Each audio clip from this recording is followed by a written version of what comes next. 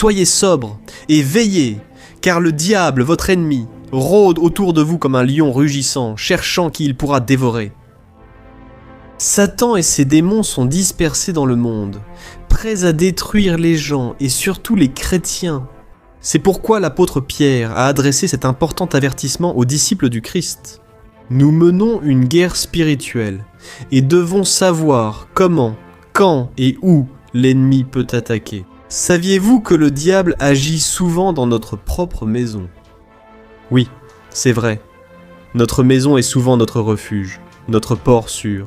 Et Satan en profite, car c'est généralement là que vit notre famille, et c'est l'endroit où nous récupérons nos forces pour affronter les défis du quotidien. Il faut préciser que Satan ne s'intéresse pas au bien immobilier en lui-même.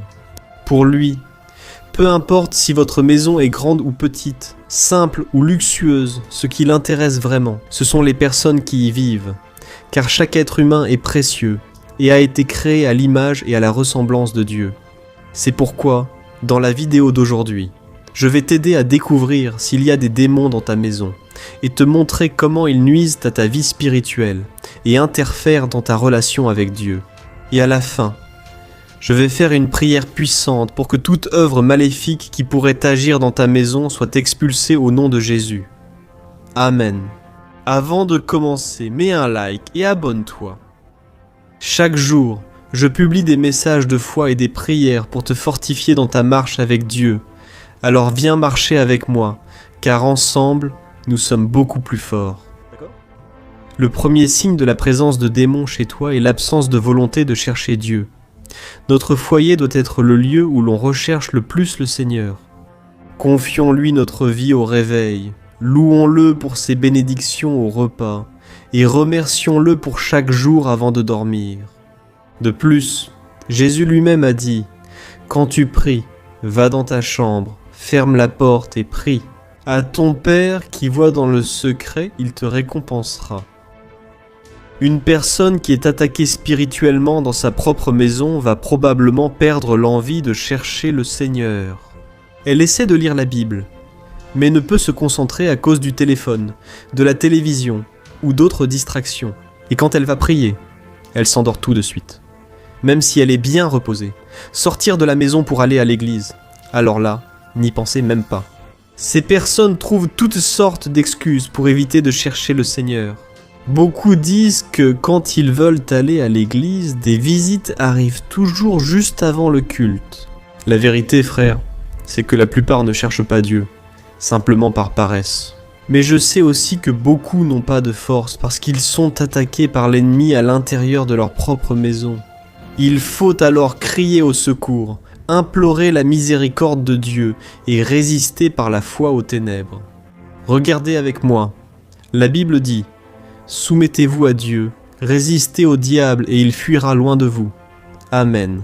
Alors il est très important que tout d'abord, vous cherchiez le Seigneur, que vous vous humiliiez, que vous demandiez pardon pour vos péchés et ensuite que vous utilisiez l'autorité au nom de Jésus pour résister à tout le mal.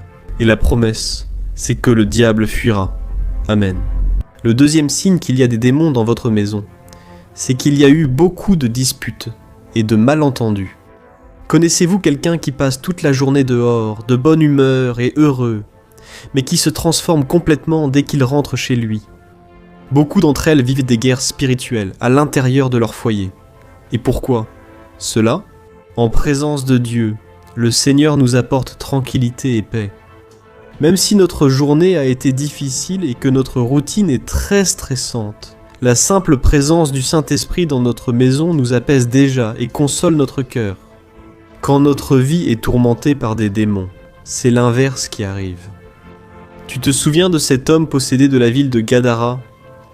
Dans la Bible, cet homme était envahi par une colère qui semblait ne pas avoir de limite. Regarde ce que la Bible dit dans Marc chapitre 5. On trouve des souvenirs de terre sainte partout, mais une seule façon d'obtenir de la terre authentifiée du lieu le plus sacré existe. Et soutenir les archéologues qui l'ont sauvé dans le processus. En 1999, 9000 tonnes de terre du mont du Temple ont été illégalement jetées dans la vallée du Cédron, comme des ordures. 2 archéologues ont déclaré « Nous ne laisserons pas disparaître 3000 ans d'histoire. » Et pendant 25 ans, Ils ont passé chaque grain au tamis à la main.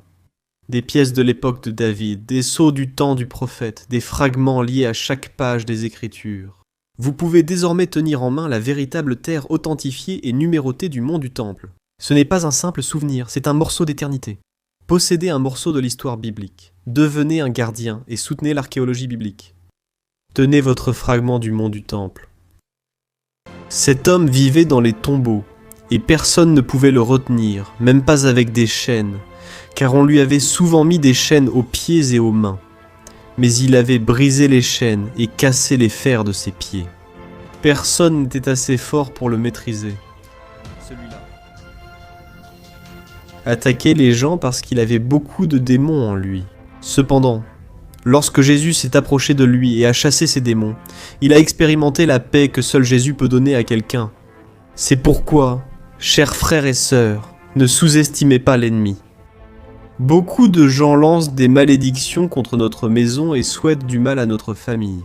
Lorsque nous invitons Jésus dans nos vies et foyers, le mal s'en va, car la lumière ne cohabite pas avec les ténèbres. Le troisième signe qu'il y a des démons dans votre maison est le manque de motivation. C'est l'une des raisons pour lesquelles votre maison subit une attaque spirituelle. C'est que vous n'avez plus le même enthousiasme pour en prendre soin comme vous l'aviez dans le passé.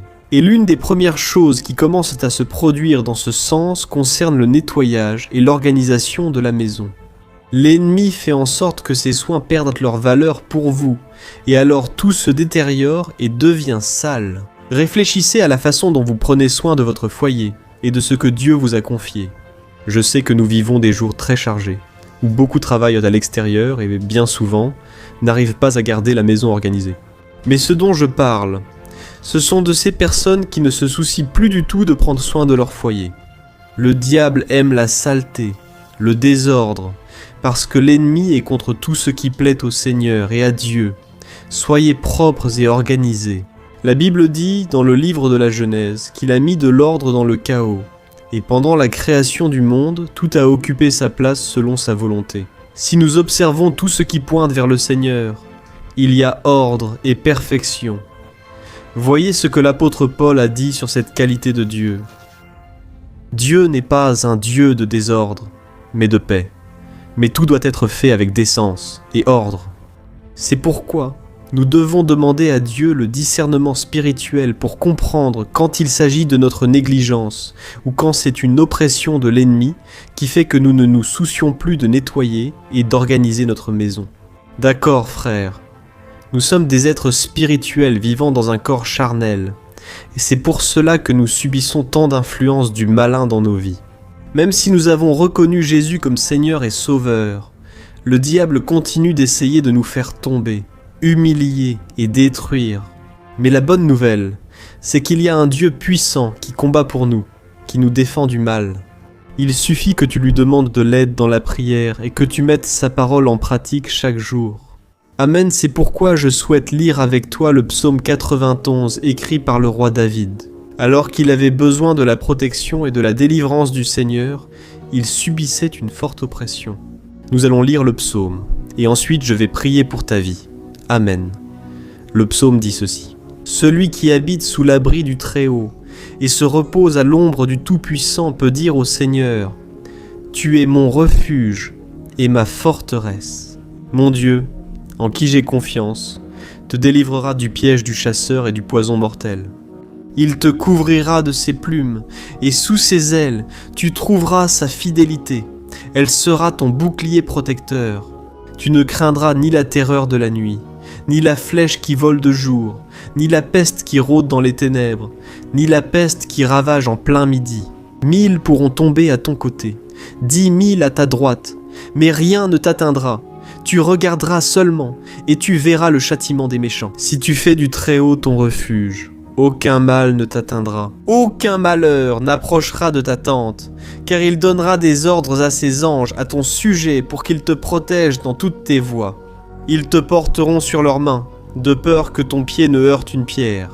Tu marcheras sur le lion et la vipère, tu piétineras le lion puissant et le serpent.